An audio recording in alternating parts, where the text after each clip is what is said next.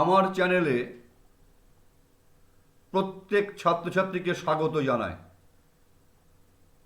আজ আমি দ্বাদশ শ্রেণীর ছাত্রছাত্রীদের উদ্দেশ্যে পাঠদানের জন্য একটি ভিডিও উপস্থাপন করছি। আজকের বিষয় কথাসাহিত্যিক মানিক বন্দ্যোপাধ্যায় বিরচিত কে বাঁচায় কে বাঁচে নামক ছোট গল্প। আমরা মানিক বন্দ্যোপাধ্যায় নামটা পাচ্ছি, তার আসল নাম প্রবোধ কুমার বন্দ্যোপাধ্যায়। নামটি তার বাবার দেওয়া। জন্মলগ্নে তার উজ্জ্বল কালো রং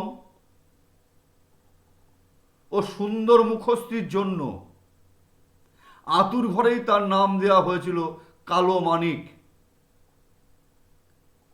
পরবর্তীকালে তিনি মানিক নামেই পরিচিতি লাভ করেন।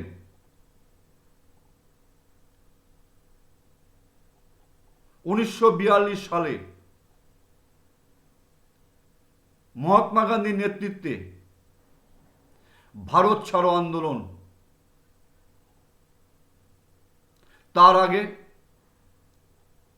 দ্বিতীয় বিশ্বযুদ্ধ শুরু হয়ে গেছে।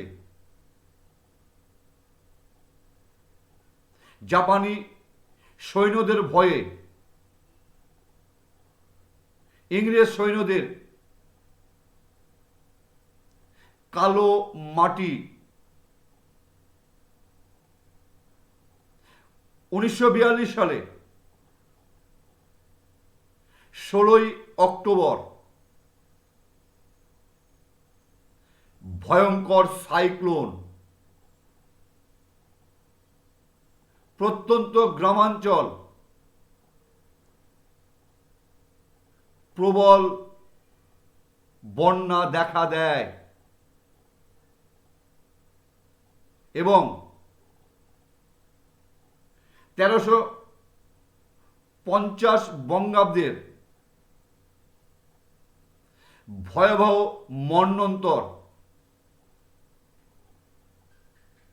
এই দুই দুর্যোগের মধ্যে পড়ে নাজেহাল অবস্থা বাংলা ও বাংলার মানুষের।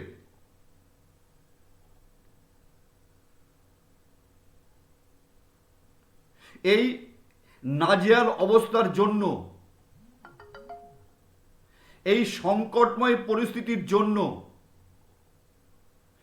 রুষ্ট প্রকৃতি যতটা দায়ী, তার চেয়েও বেশি দায়ী ছিল লোভী মানুষের সীমাহীন লালসা। আরো বেশি দায়ী ছিল প্রকৃতি, না যতটা দায়ী তার থেকে বেশি দায়ী ছিল লোভী মানুষের সীমাহীন লালসা।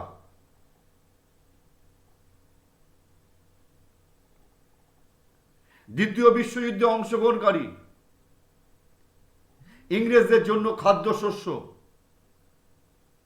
এই বাংলা থেকে সংগ্রহ করা হতো, জোগাড় করা হতো। এই যুদ্ধের এই সুযোগকে পুরো কাজে লাগিয়ে একদল মজুদদার, কালোবাজারি ও কিছু অসাধু ব্যবসায়ী বেশি মুনাফা লাভের আশায়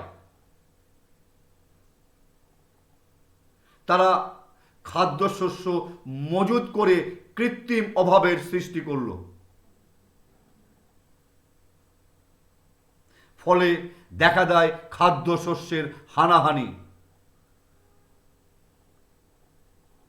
অনাহার, অর্ধাহারে দীর্ণ বুভুক্ষু মানুষেরা গ্রাম ছেড়ে শহরে আশ্রয় নেয় দুমুঠো ভাত ও একটু ফ্যানের আশায়।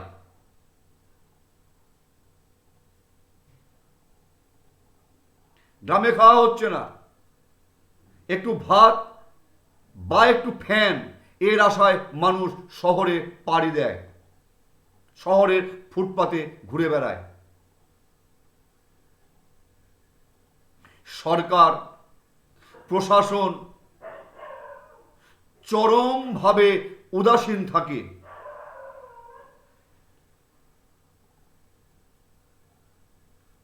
কালোবাজারি, আড়তদার, মজুদদারদের রমরমা অবস্থা, তাদের পৌষ মাস।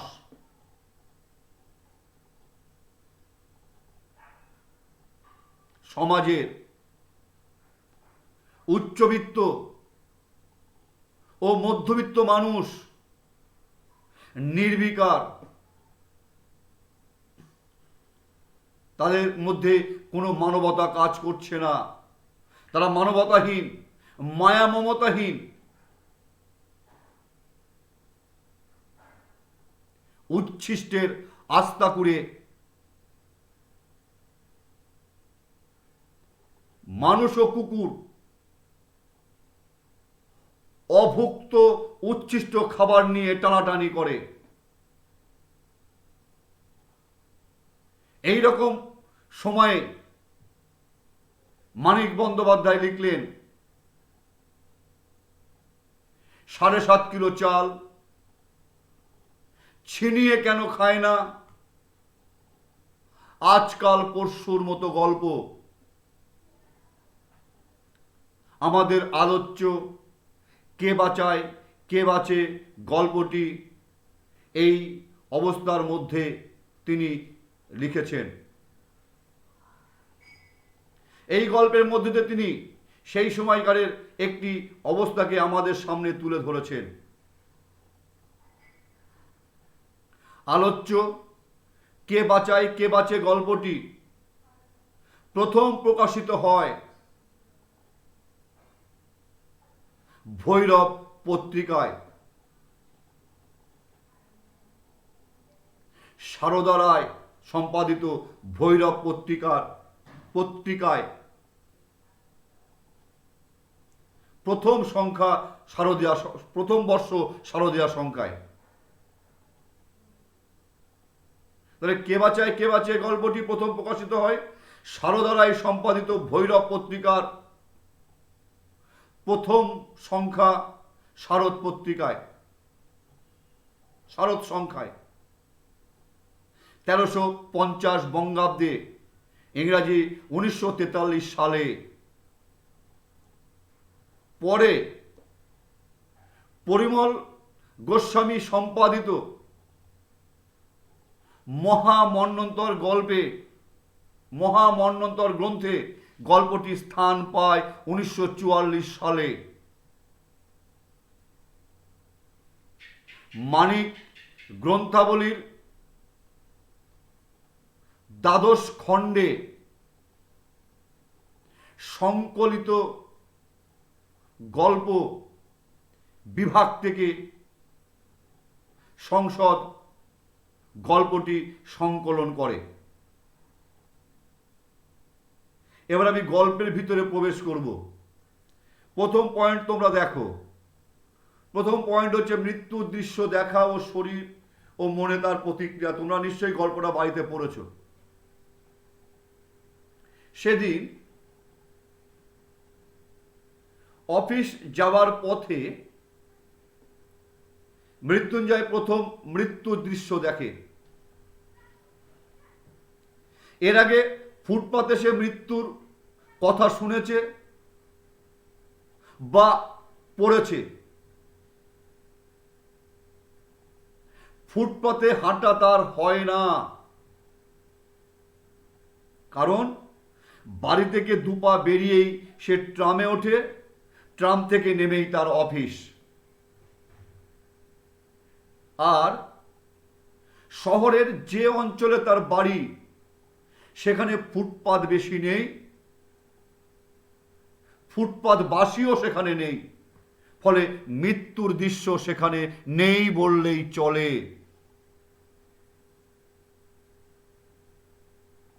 তাদের বাজার হাট করে, তার ভাই বা বাড়ির চাকর।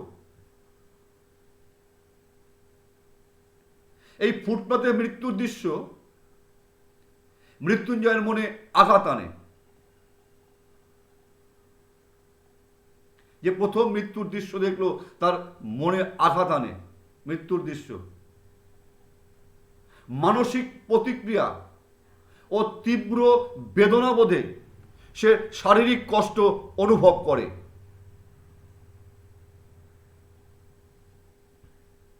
অফিসে তার নির্দিষ্ট যে ঘর, সেই ঘরে গিয়ে সে চেয়ারে বসবার কিছু সময়ের মধ্যে সে অসুস্থতা বোধ করতে থাকে। খানিক পরে সে কল ঘরে উঠে যায় এবং বাড়ি থেকে সে যা খেয়ে এসেছিল সব আঙুল দিয়ে প্রায় বমি করে সবগুলোকে উগরে ফেলে দেয়। আমি পয়েন্টটা আবার বলছি। সেদিন অফিস যাবার পথে মৃত্যুঞ্জয় প্রথম মানুষকে মরতে দেখে।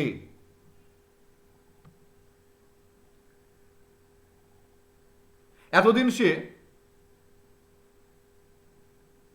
এই ঘটনা পড়েছে বা লোকমুখে শুনেছে, স্বচক্ষে সে দেখেনি, কারণ ফুটপাতে তার হাঁটা হয় না। বাড়ি থেকে দুপা বেরিয়েই সে ট্রামে ওঠে, ট্রাম থেকে নেমেই তার অফিস। আর শহরের যে অঞ্চলে তার বাড়ি, সে অঞ্চলে ফুটপাত বেশি নেই। আর ফুটপাত বেশি না থাকবার কারণে ফুটপাত বাসিও সেখানে নেই, ফলে সেখানে মৃত্যুর দৃশ্যও নেই, মরার দৃশ্যও নেই। তার বাজার হাট সামলায় তার ভাই বা বাড়ির চাকর।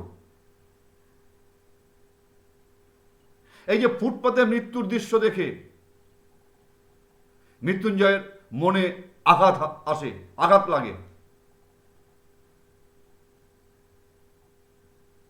মানসিক প্রতিক্রিয়া ও তীব্র বেদনাবোধে সে শারীরিক কষ্ট অনুভব করে। অফিসে গিয়ে তার নির্দিষ্ট ঘরে চেয়ারে বসবার পর সে শারীরিক অসুস্থতা বোধ করতে থাকে। খানিক পরে কল ঘরে গিয়ে সে যা খেয়ে এসেছিল প্রায় সব বমি করে উগরে ফেলে দেয়। তাহলে আমরা প্রথম পয়েন্ট পেলাম, মৃত্যুর দৃশ্য দেখা ও শরীর ও মনে তার প্রতিক্রিয়া। তাহলে এখানে প্রশ্ন হতে পারে যে তার এই মৃত্যু দর্শন সম্ভব হয়নি কেন? আমি ঘটনা তোমাদেরকে বললাম। 2 নম্বর পয়েন্টে আমি আসছি।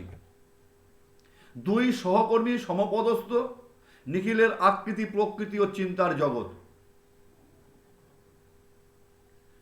2 সহকর্মী সমপদস্থ বা সমপদস্থ নিখিল পাশের ঘরে বসে। সে যখন নিখিলের খবর নিতে আসে তখন নিখিল কলঘর থেকে ফিরে এসে টেবিলে রাখা জল খেয়ে দেয়ালের দিকে শূন্য দৃষ্টিতে তাকিয়ে থাকে।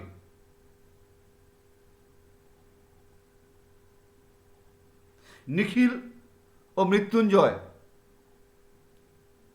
একই মাইনে পায়, দুজনা সমপদস্থ,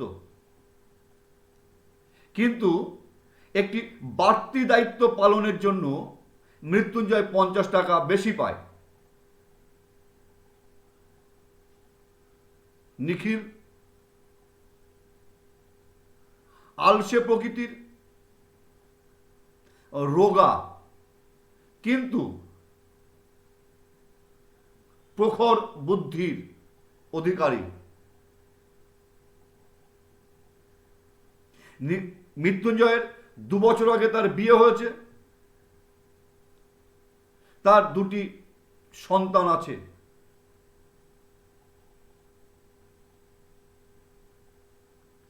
সে বা তার নাকি সংসারের প্রতি একাগ্র চিত্ত নয়। বই পড়ে লব্ধ জগৎ তৈরি করে, লব্ধ জ্ঞানে চিন্তার জগৎ তৈরি করে সে অবসর সময় কাটিয়ে দিতে চায়। তাহলে সমপদস্থ নিখিল পাশের ঘরে বসে, সে যখন মৃত্যুঞ্জয়ের খবর নিতে আসলো, মৃত্যুঞ্জয় কলঘর থেকে এসে টেবিলে রাখা জল খেয়ে দেয়ালের দিকে শূন্য দৃষ্টিতে তাকিয়ে থাকে। শূন্য দৃষ্টিতে তাকিয়ে থাকে। মৃত্যুঞ্জয় ও নিখিল সমবেতন পায়, কিন্তু একটি বাড়তি দায়িত্ব পালনের জন্য মৃত্যুঞ্জয় 50 টাকা বেশি পায়। নিখিল অলস, রোগা, কিন্তু তীক্ষ্ণ বুদ্ধির মানুষ। মৃত্যুঞ্জয়ের 2 বছর আগে বিয়ে করে সে 2 সন্তানের পিতা। তার বা সে সংসারের প্রতি একাগ্র চিত্ত নয়। বই পড়ে লব্ধ জ্ঞানে চিন্তার জগৎ তৈরি করে সে অবসর সময় কাটিয়ে দিতে চায়।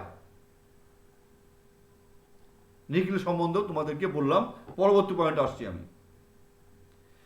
মৃত্যুঞ্জয় চরিত্র, তার সম্পর্কে নিখিলের মনোভাব। অফিসে সবার মতো নিখিল মৃত্যুঞ্জয়কেও পছন্দ করে। মৃত্যুঞ্জয় সম্পর্কে একটু অবজ্ঞার ভাব থাকলেও তাকে ভালোবাসে। কারণ মৃত্যুঞ্জয়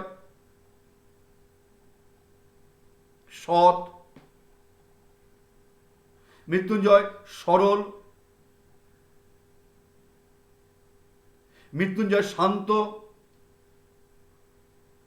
মৃত্যুঞ্জয় দরদি প্রকৃতির মানুষ। মানব সভ্যতার সবচেয়ে পচা আদর্শবাদের কল্পনা তাপস। কিন্তু মৃত্যুঞ্জয় দুর্বল চিত্ত নয়, বা মৃত্যুঞ্জয় দুর্বল চিত্ত, ভাবপ্রবণ, আদর্শবাদী নয়। তার মানসিক অবস্থা শ্লথ ও নিস্তেজ নয়, তার মধ্যে শক্তির উৎস আছে। অব্যয়কে ধাতুরূপ, অব্যয় যার কোনো ব্যয় হয় না, সেই অব্যয়কে ধাতুরূপ দেবার চেষ্টায় মানুষের যত শক্তি ক্ষয় হয়েছে, মৃত্যুঞ্জয়ের মধ্যে সেই শক্তি আছে, তার কিছুটা শক্তি আছে। আর এইখানেই নিখিল মৃত্যুঞ্জয়ের কাছে পরাভূত, হেরে যায়। আর মনে মনে ভাবে সে নিখিল না হয়ে মৃত্যুঞ্জয় হলে মন্দ হতো না। আবার বলছি, মৃত্যুঞ্জয় চরিত্র, তার সম্পর্কে নিখিলের কি মনোভাব আমি আবারও বলছি। অফিসে অন্যান্য সবার মতো মৃত্যুঞ্জয়কে সে ভালোবাসে।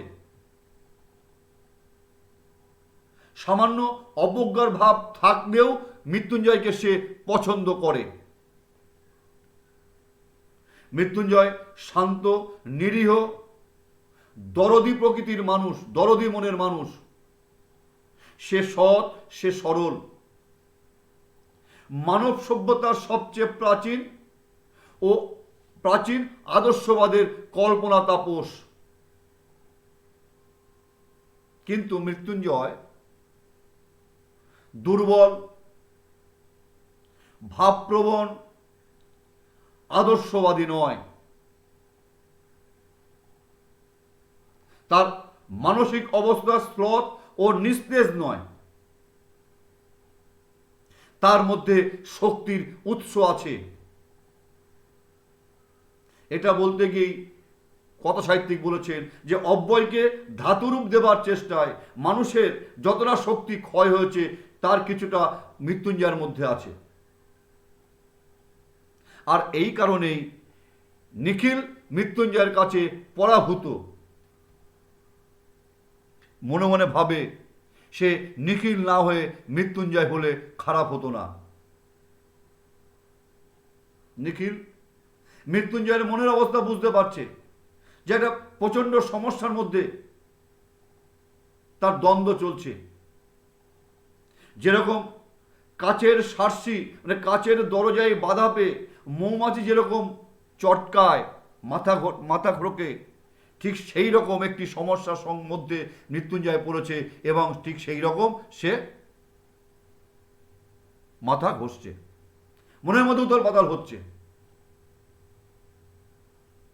নিখিল বুঝতে পারে।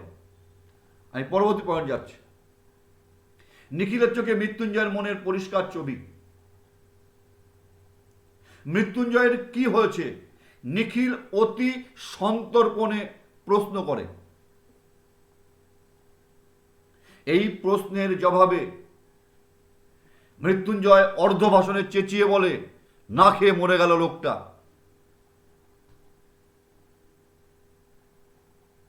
নিখিল আরো প্রশ্ন করে নিখিলের মনে হয় সে মৃত্যুঞ্জয়ের মনের ভিতরের ছবিটা পরিষ্কার দেখতে পাচ্ছে। তাতে সে দেখতে পাচ্ছে ফুটপাতে অনাহারে মৃত্যু, এই সহজ সরল ঘটনাটা মৃত্যুঞ্জয়ের কল্পনার অতীত। মানুষ যে অনাহারে ফুটপাতে এইভাবে মরতে পারে এটা মৃত্যুঞ্জয়ের ধারণার অতীত। সেই কারণে হাজারো প্রশ্ন তার মনের মধ্যে যেন তুফান তুলেছে। ফুটপাতে অনাহারে মৃত্যু কি বিভৎস!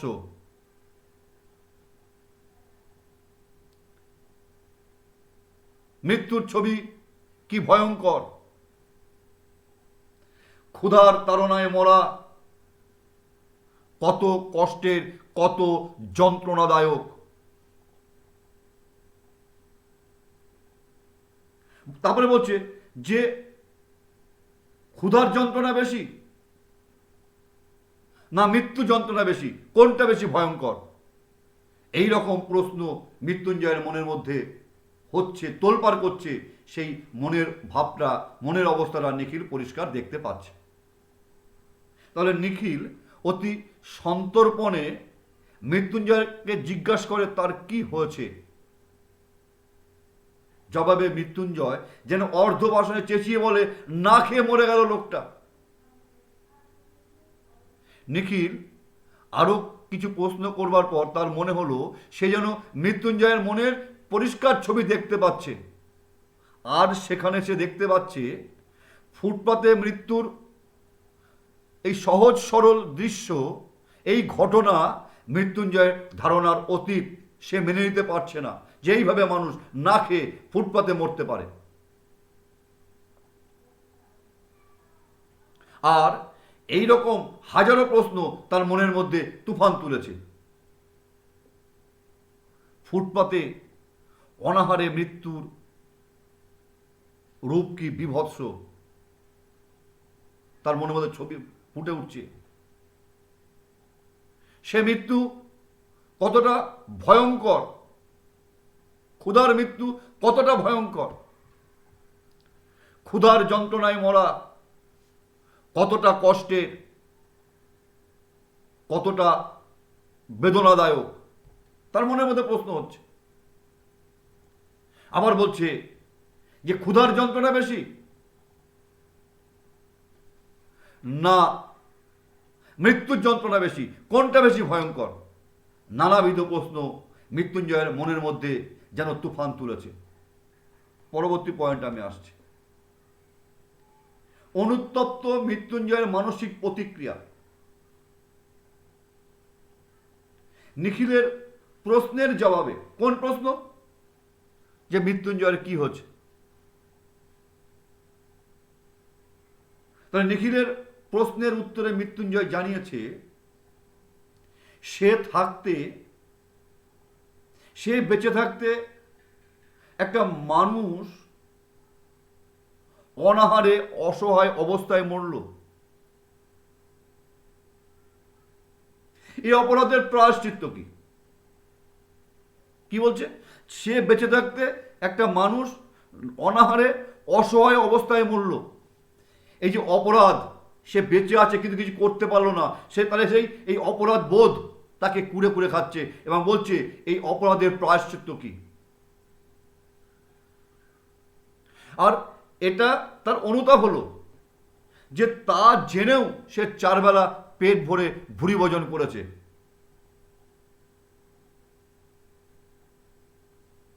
লোকের অভাবে রিলিফ ওয়ার্ক করা যাচ্ছে না জেনেও অবসর সময় সে কিভাবে কাটাবে তার চিন্তায় সে অস্থির ছিল।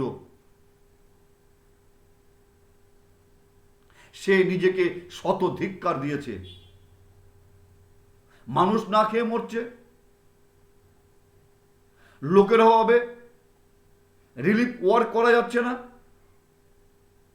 আর সে কিনা মানুষ না খেয়ে মরছে দেখেও শুনেও সে 4 বেলা পেট ভরে খেয়েছে।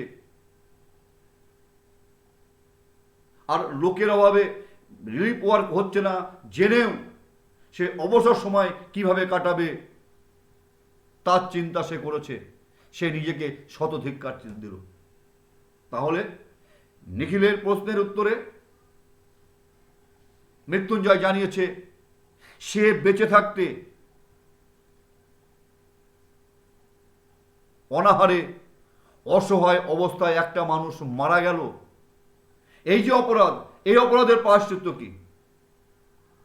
তার অনুতাপ হলো সব জেনেও সে 4 বেলা পেট ভরে খেয়েছে। লোকের অভাবে রিলিফ ওয়ার্ক হচ্ছে না জেনেও সে অবসর সময় কিভাবে কাটাবে তার চিন্তায় সে অবিচল, সেই চিন্তায় সে অস্থির থেকেছে। আর তার এই নিজের কাজের জন্য সে নিজেকে শত ধিক্কার দিল। আমি পরবর্তী পয়েন্ট আসছি। মৃতদেহের যথাযোগ্য সৎকার না হওয়া। বিক্ষুব্ধ চিত্তে। কেন বিক্ষুব্ধ চিত্তে? এই যে আগের পয়েন্টে তোমরা পাবে দরদের চেয়ে সহানুভূতি আর কিছু নেই। তাহলে একটা মানুষের সামনে যখন এই ধরনের কথা বলা হয়, তার ইচ্ছা না থাকলেও তার মনটা কিন্তু ওদিকে চলে যায়। যাই হোক, পরবর্তীতে আলোচনা করা যাবে। তাহলে বিক্ষুব্ধ চিত্তে চিন্তিত নিখিল সংবাদপত্রে দেখল না খেতে পেয়ে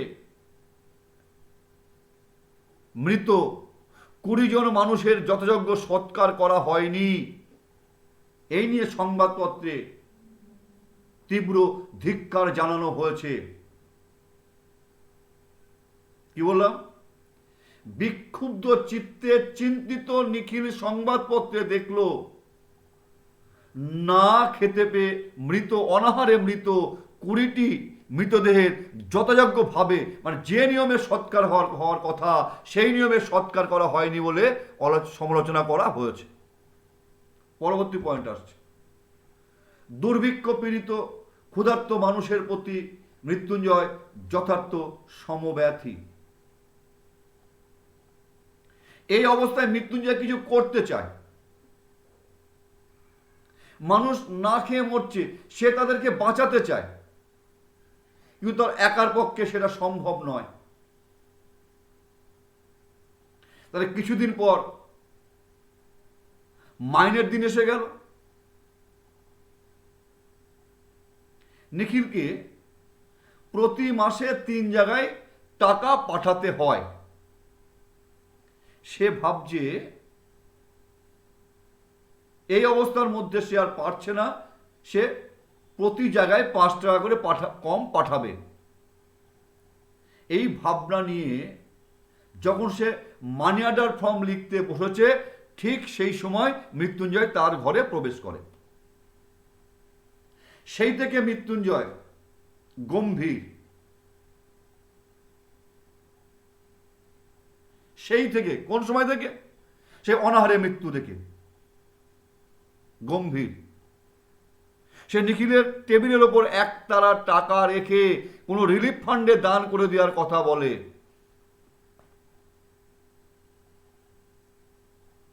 মৃত্যুঞ্জয়ের সংসারে 9 জন লোক, যে টাকা বেতন পায় তাতে মাস চলে না, প্রতি মাসে ধার করতে হয়। এ কথা নিখিল মৃত্যুঞ্জয়কে জানায়। মৃত্যুঞ্জয় বলে, আমাকেও তো কিছু করতে হবে, অর্থাৎ যে মানুষগুলো মরে যাচ্ছে না খেয়ে, তাদের জন্য তো কিছু করতে হবে। সে রাত্রিরে ঘুমাতে পারছে না, সে খেতে পারছে না। সে ও তার স্ত্রী, এর টুনুর মা বলে বলা হচ্ছে, সেও তার স্ত্রী একবেলা খায় আর একবেলা খাবার না খেতে বা মানুষের মধ্যে বিলি করে দেয়। এভাবে মানুষকে বাঁচানো যায় না। যারা কাছে থাকে, সামনে থাকে, তারা রিলিফের সুযোগ পায়, দানের সুযোগ, দান নেওয়ার সুযোগ পায়। কিন্তু যারা দূরে আছে, লোকচক্ষুর আড়ালে আছে, তারা বঞ্চিত হয় এবং তারা মারা যায়। এই সহজ কথাটা নিখিল মৃত্যুঞ্জয়কে বলতে পারে না।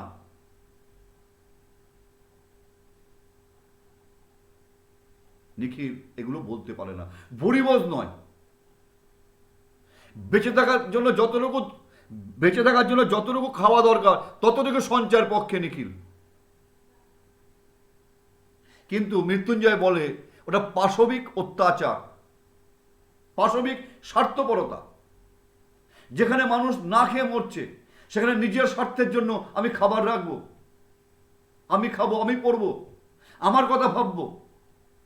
এটা করে পশুরা। যারা পশু, তারা অপরকে, যারা শক্তিশালী, যারা অপরকে বঞ্চিত করে, তারা নিজেরা সব খাদ্য তারা গ্রহণ করে। তাদের মধ্যে কোনো মায়া নেই, কোনো মমতা নেই, কোনো দরদ নেই। তাহলে আমরা মানুষ হয়েও যদি সেই কাজ করি, তাহলে সেটা হবে পাশবিক স্বার্থপরতা। নিখিল বলে, নিখিলের কথার জবাবে মৃত্যুঞ্জয় বলে ওটা পাশবিক স্বার্থপরতা। নিখিল জানায়, এই পাশবিক স্বার্থপরতা থাকলে মানুষ না খেয়ে মরতো না। যদি মানুষ প্রত্যেকেই চিন্তাটা করতো, তাহলে এখন না খেয়ে মরতো না।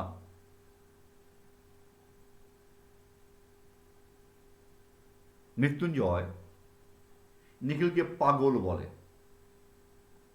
আমি আবার পয়েন্টটা বলছি, দুর্ভিক্ষ পীড়িত ক্ষুধার্ত মানুষের প্রতি মৃত্যুঞ্জয় যথার্থ সমব্যথী।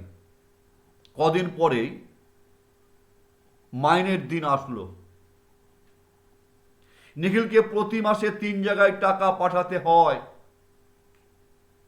এবার সে ভাবলো যে প্রতি জায়গা থেকে 5 টাকা কম পাঠাবে। এই ভাবনায় ভাবিত হয়ে যখন সে মানি অর্ডার ফর্ম নিয়ে লিখতে বসেছে, ঠিক সেই সময় মৃত্যুঞ্জয় নিখিলের ঘরে প্রবেশ করে। সেই থেকে মৃত্যুঞ্জয়ের মুখ হচ্ছে গম্ভীর। যেদিন থেকে সে অনাহারে মানুষকে মরতে দেখেছে, সেদিন থেকে তার মুখটা গম্ভীর হয়ে আছে। সে নিখিলের সামনে 1 তারা টাকা রেখে বলল, এই টাকাটা কোনো রিলিফ ফান্ডে দান করতে। নিখিল দেখলো মাইনের পুরো টাকাটাই সেখানে আছে। মৃত্যুঞ্জয়ের সংসারে 9 জন লোক, যা মাইনা পায় তাতে সারা মাস চলে না, প্রতি মাসে ধার করতে হয়। এই কথা নিখিল মৃত্যুঞ্জয়কে বললে মৃত্যুঞ্জয় বলে, আমাকেও তো কিছু করতে হবে। সে রাত্রিরে ঘুমাতে পারছে না, মানুষ না খেয়ে মরছে। সে রাত্রিরে ঘুমাতে পারছে না, নিজে খেতে পারছে না, ক্ষুধার্ত মানুষদের না খাইয়ে সে নিজে খেতে পারছে না, সে একবেলা খায়, সে আর তার স্ত্রী একবেলা খায়, আর বাকি খাওয়ার আর একবেলা খাওয়ারটা না খেতে পাওয়া মানুষদের মধ্যে বিলি করে দেয়। এভাবে মানুষকে বাঁচানো যায় না। যারা সামনে থাকে, যারা যারা নজরে পড়ে, তারা রিলিফ পেয়ে পায়, আর যারা দূরে থাকে, লোকচক্ষুর আড়ালে থাকে, তারা বঞ্চিত হয়ে তারা মারা যায়। কিন্তু এই সত্যি কথাটা নিখিল মৃত্যুঞ্জয়কে বলতে পারে না। নিখিল কি চায়? বলছে ভুরিভোজ নয়, এই সময় ভুরিভোজ নয়, বেঁচে থাকার জন্য যতটুকু খাওয়ার দরকার ততটুকু সঞ্চয়ের পক্ষে সে।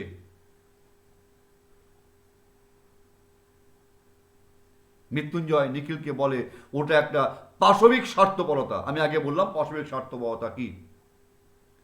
নিখিল জানায় এই পাশবিক স্বার্থপরতা থাকলে মানুষ না খেয়ে মরতো না। মৃত্যুঞ্জয় নিখিলকে পাগল বলে। পরবর্তী পয়েন্ট আসছে, মৃত্যুঞ্জয়ের মধ্যে দ্রুত পরিবর্তন। তাহলে কিছুদিনের মধ্যে মৃত্যুঞ্জয়ের মধ্যে পরিবর্তন লক্ষ্য করা যায়। কিরকম পরিবর্তন? দেরি করে অফিসে যাওয়া, কাজে ভুল করা, চুপচাপ বসে ভাবা, একটা সময় অফিস থেকে বেরিয়ে আসা। অফিস থেকে বেরিয়ে সে বাড়ি যায় না, সে ওই ফুটপাতে ঘুরে বেড়ায়, লক্ষ্য করে। কাদেরকে লক্ষ্য করে? অনাহারে, অর্ধাহারে, দীর্ণ বুভুক্ষু মানুষেরা, যারা ডাস্টবিনের কাছে, গাছের তলায়, আর রাস্তার ওপর খাদ্যের লাইনে দাঁড়ায়, খাওয়ার লাইনে যারা দাঁড়ায়, তাদেরকে সে লক্ষ্য করে। আগে তাদের সাথে সে আলাপ করত, পরিচয় করত, এখন আর পরিচয় করে না। তাহলে তার মধ্যে একটা পরিবর্তন লক্ষ্য করা যাচ্ছে। কারণ সবার মধ্যে, সবার মুখেই এক দুর্ভাগ্যের কথা, দুঃখের কাহিনী।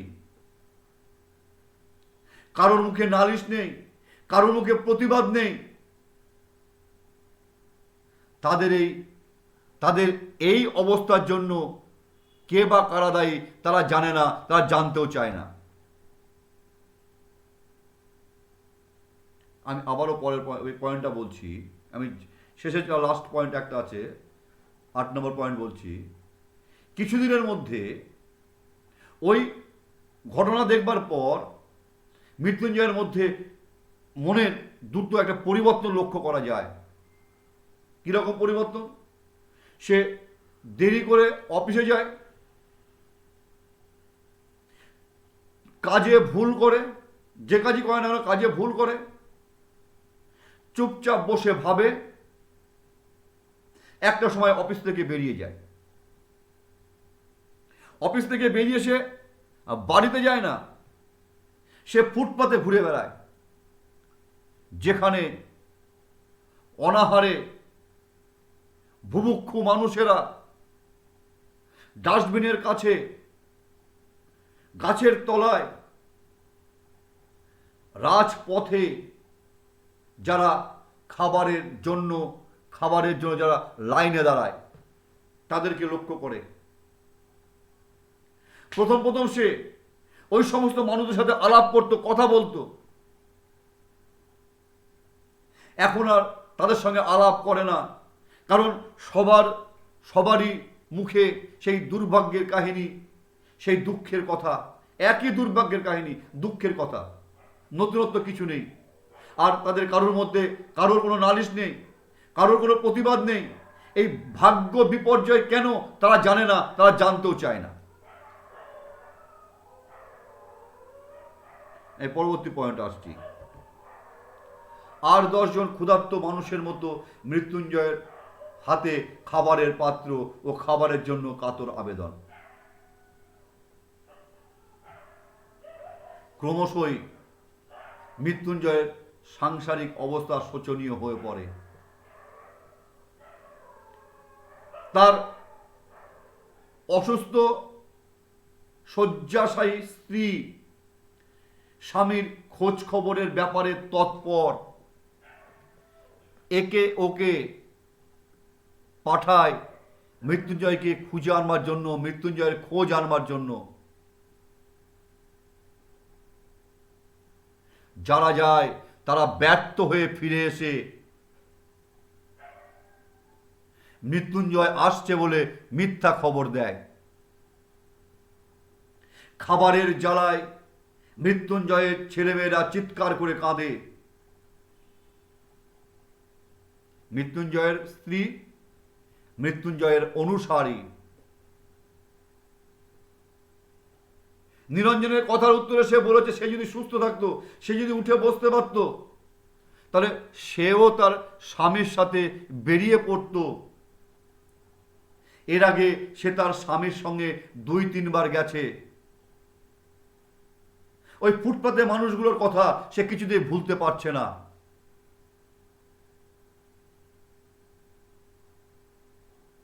ওই সমস্ত মানুষদের কিছু করতে না পারার জন্য মৃত্যুঞ্জয় মুষড়ে পড়েছে।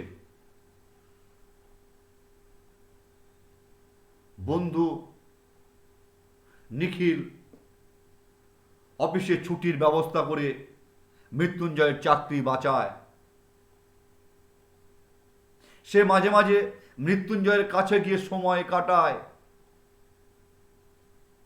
নিখিলের অনেক কথাই মৃত্যুঞ্জয় এখন বুঝতে পারে না। তার শরীরের পোশাক শত ছিন্ন হয়ে গা থেকে মুছে গেছে। পরনে এক টুকরো ছেঁড়া কাপড়, গায়ে ধুলো মাটি মাখা। আর 5 জন ক্ষুধার্ত মানুষদের মতোই সে একজন, যে বাঁচাতে চায় আর যাদেরকে বাঁচাতে চায়। আজ তাদের সাথে তার কোনো পার্থক্য নেই। মৃত্যুঞ্জয় ওই না খেতে পাওয়া মানুষগুলোকে বাঁচাতে চেয়েছিল, কিন্তু সে একা করতে পারেনি।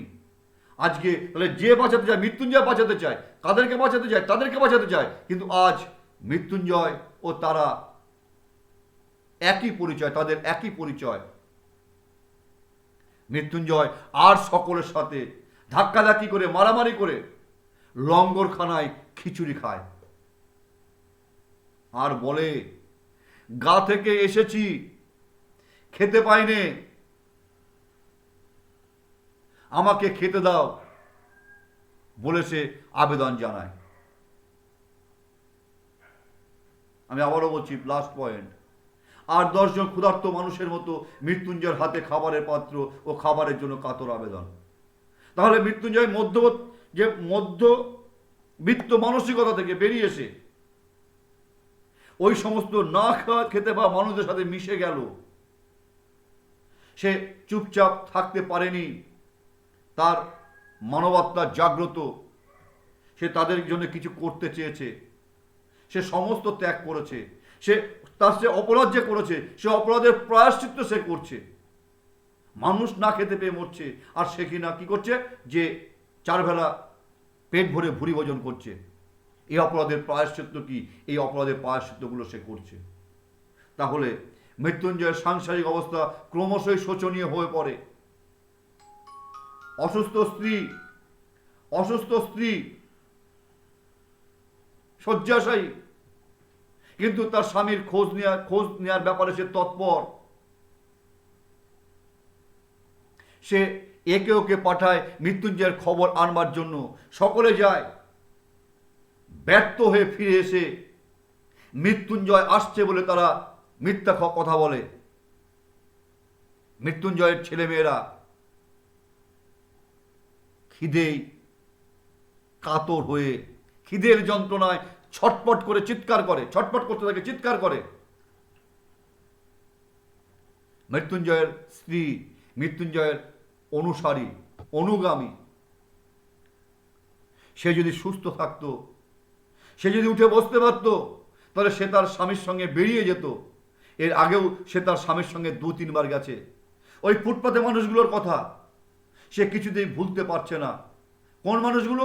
যারা না খেয়ে রয়েছে, যারা অনাহারে রয়েছে, অভুক্ত অবস্থায় যারা রয়েছে, তাদের কথা কিছুতেই ভুলতে পারছে না। সেই সমস্ত মানুষদের জন্য কিছু করতে পারছে না বলেই মৃত্যুঞ্জয় মুষড়ে পড়েছে। বন্ধু নিরঞ্জন অফিসে ছুটি মঞ্জুর করিয়ে মৃত্যুঞ্জয়ের চাকরি বাঁচায়, ছুটির ব্যবস্থা করে দিয়েছে, করে তার চাকরিটা বাঁচিয়ে দিয়েছে। সে মাঝে মাঝে মৃত্যুঞ্জয়ের কাছে গিয়ে সময় কাটায়, কিন্তু মৃত্যুঞ্জয় নিখিলের অনেক কথাই এখন বুঝতে পারে না। তার শরীরের পোশাক শত ছিন্ন হয়ে গা থেকে মুছে গেছে, পরনে এক টুকরো ছেঁড়া কাপড়, গায়ে ধুলো মাখা। আর 5 জন মানুষের মধ্যে তার পরিচয়, সে একজন অনাহারী মানুষ, সে একজন ক্ষুধার্ত মানুষ, সে একজন ভুভুক্ষু মানুষ। আর 5টা মানুষের মতোই তার পরিচয়, আর 5টা না খেতে বা মানুষের মতোই তার পরিচয়, সেও তাদের মধ্যে একজন। সেও মারামারি করে, ঠেলাঠেলি করে লঙ্গরখানায় খিচুড়ি খায় আর বলে, গা থেকে এইচি বাবু, খেতে পাইনে, আমাকে খেতে দাও। অর্থাৎ গা থেকে এসেছি, গ্রাম থেকে এসেছি, খেতে পাই না, আমাকে খেতে দেওয়া হোক বলে সে আবেদন জানায়।